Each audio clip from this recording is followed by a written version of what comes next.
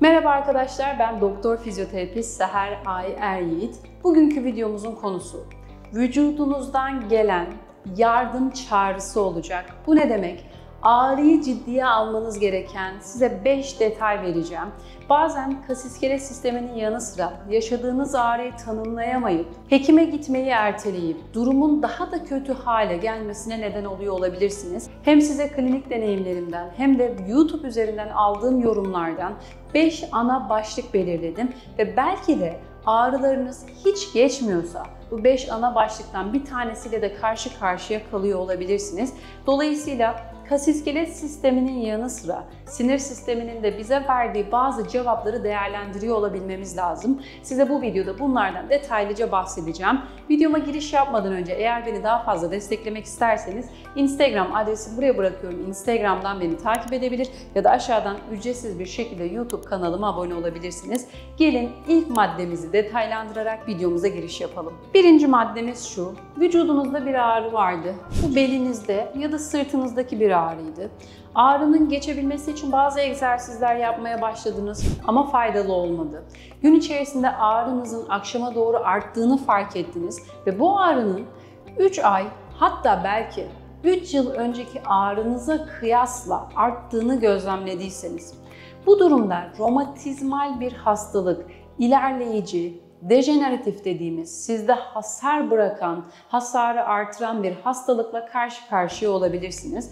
Her zaman baş, boyun ve sırt ağrılarımızda eğer geçen bir profil seyredilmiyorsa, yani ağrınız oluyor, 5 ay olmuyor geri geliyor ya da 1 yıl olmuyor geri geliyor gibi bir formu yoksa, hep orada ağrı hissediyorsunuz, ne yaparsanız yapın geçmiyor ve baktığınızda ve şu an benimle birlikte düşündüğünüzde geçen yıllara göre ağrılarınız giderek arttı ve sizin hareketlerinizi kısıtlamaya başladıysa, aslında en kritik ve altı çizilmesi gereken cümle bu. Hayatınızı ve hareketlerinizi kısıtlamaya başladıysa lütfen romatizmal anlamda bu bölgelerde herhangi bir problem var mı yok mu, bu ağrıyı dinleyerek bir yol almayı düşünün. Çünkü eğer romatizmal bir problem varsa erken dönemde bu problemi yakalarsanız ilerleyen dönemdeki yıkımı azaltabilir, belki durdurabilirsiniz. Eğer böyle bir romatizmal hastalık yoksa da bir fizyoterapist eşliğinde ya da size iyi gelen egzersizlerle bu ağrıları azaltabilmenin bir yolunu bulabilirsiniz. Ama lütfen bu ilk madde aklınızda kalsın. İkinci madde nedir? Otururken ya da ayaktayken aniden bıçak saplanır gibi bir ağrı yaşıyor musunuz? Bu ağrı genellikle sinir kaynaklı bir ağrı olabilir. Eğer boyun, omuz bölgesinde ise boyun fıtığını düşünmemiz gerekebilir. Bel bölgesinde bacağı vuruyor, topuğa vuruyorsa, aniden bıçak saplanır gibi oluyorsa yine bel fıtığını düşünmemiz gerekebilir. Sırt fıtığında çok sık rastlanmasa da yine gövde bölgesinde aniden bıçaklanır gibi bir ağrı yaşıyorsanız lütfen fıtık konusunda, belki fıtığınız çok büyük, belki fıtığınızla ilgili acil bir terapi ya da acil bir tedavi yöntemi gerekiyor olabilir.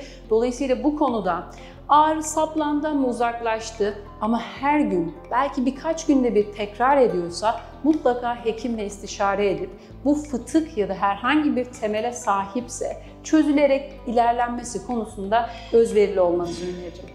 Üçüncü maddem: acaba uykudan uyanınca el ve ayaklarda uyuşma problemi yaşıyor musunuz? Uyuşmaya bazen ağrı da eşlik edebilir. Yataktan kalktığınızda sabah en dinç, en sağlıklı halinizle güne başlamak yerine siz eğer el bileği, ayak bileği bölgelerindeki ağrılar ve uyuşmalarla karşı karşıya kalıyorsanız dolaşımsal bir problemle karşı karşıya kalmış olabilirsiniz. Ve bu uzun zamandır devam ediyor. Çözüm arayışında değilseniz mutlaka o bölgeleri kontrol ederek sinir sıkışması ya da dolaşım problemi var mı gözden geçirmenizi öneririm. Çünkü eğer varsa, sinir sıkışmasına bağlıysa çözüm yollarıyla birlikte o bölgelerdeki dolaşımın artırılması sizin el ayaklarınızdaki uyuşma, karıncalanma ya da o bölgedeki dolaşım probleminin üstesinden gelerek gündüz kalktığınızda daha sağlıklı, gün içerisinde daha mutlu bir şekilde ilerleyebilirsiniz. Lütfen bunu da aklınızdan çıkarmayın. Dördüncü olarak tek taraflı bir denge probleminiz var mı? Yani örneğin sol bacağınızın üzerinde çok rahat tek bacak üzerinde duruyorken aynı şekilde sağ bacağın üzerinde duramıyor ve denge kaybı yaşıyorsanız ya da yürüyüş esnasında hep bir tarafınızla ilgili düşme riski yaşıyorsanız, bacak örnekleri aynı şekildeyken el bileği, omuz ve kollarda da sağ tarafla bardak ya da kaşık tuttuğunuzda düşme durumu oluyor mu?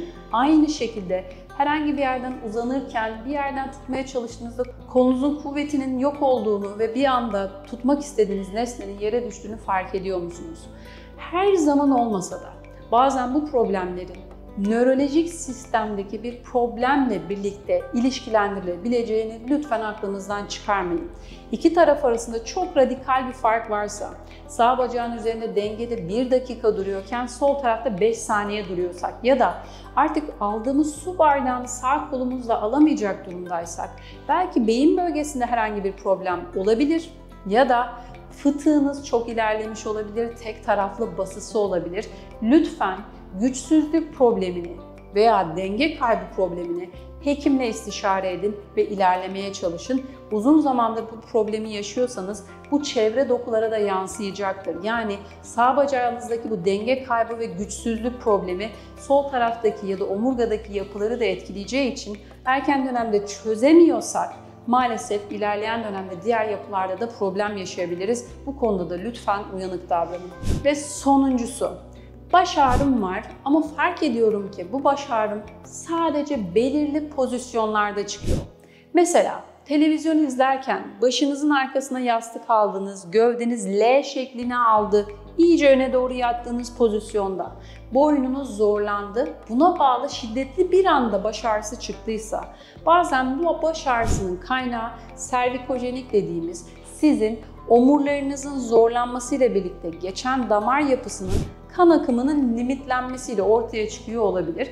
Bu durumda o bölgelerdeki dolaşım probleminin varlığını gidip hekimle bir tartışmak gerekir. Çünkü normal şartlarda herhangi bir aile üyesi o pozisyona geldiğinde herhangi bir problem yaşamıyorken sadece sizde şiddetli baş ağrısı oluyorsa bu dediğim gibi duruşla alakalı olup arteriyel dediğimiz atar damar problemi olabilir. Lütfen bu konuda da bilinçli davranın ve ağrınızı dikkate alarak, oradaki dolaşım bozukluğunu dikkate alarak çözüm yolunda ilerleyin. Evet arkadaşlar, bugünkü anlatmak istediklerim bu şekildeydi. Eğer söylediğim şekilde ben 5 ana madde şeklinde topladım ama bunu isterseniz hekiminizle detaylandırabilirsiniz. Problemleriniz varsa ve doktora gitmeyi erteliyorsanız en erken dönemde ilk yapmanız gereken şey bir hekimle durumunuzun istişare edilmesi olacak. Tedaviyle ilgili almanız gereken reaksiyonların yanı sıra rehabilitasyon programını da fizyoterapistinizle irdeleyebilir ve tedavinizi bütüncül bir şekilde gerçekleştirebilirsiniz. Lütfen hastalıklarınızın önemine ve ciddiyetine göre erteleme problemini yaşamayın ve kendinize yaşatmayın. Bu konuyla alakalı ya da kafanıza takılan herhangi bir soru, görüş ya da öneriniz varsa bana direkt aşağıdan YouTube yorumlar kısmından ulaştırabilirsiniz. Diğer videolarda görüşmek üzere.